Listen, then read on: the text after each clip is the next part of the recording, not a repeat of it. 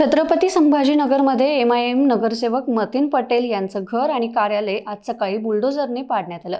ही कारवाई महानगरपालिकेने अनधिकृत बांधकामाच्या प्रकरणात केली आहे। नाशिकमधील टीसीएस कंपनीतील अत्याचार आणि धर्मांतर प्रकरणातील आरोपी निदा खानला 7 मे रोजी छत्रपती संभाजीनगर इथून अटक करण्यात आली होती। मतीन पटेलने तिला आपल्या घरात आश्रय दिला होता।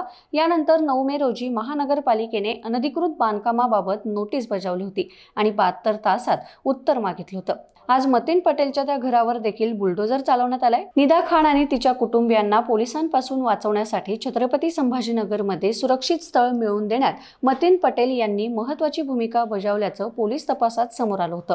केवळ राहण्याची सोयच नाही तर तपासाची दिशा भरकटवण्यासाठी आणि पोलिसांपासून लपून राहण्यासाठी पटेल यांनी निदा खानला वेळोवेळी मदत केल्याचा आरोप त्यांच्यावर ठेवण्यात आलाय। या प्रकरणात त्यांना सह आरोपी देखील करण्यात आला आहे। त्यानंतर आता महापालिकेने त्यांच्या अनधिकृत बांधकामावर हातोडा फिरवून मोठा दणका दिलाय।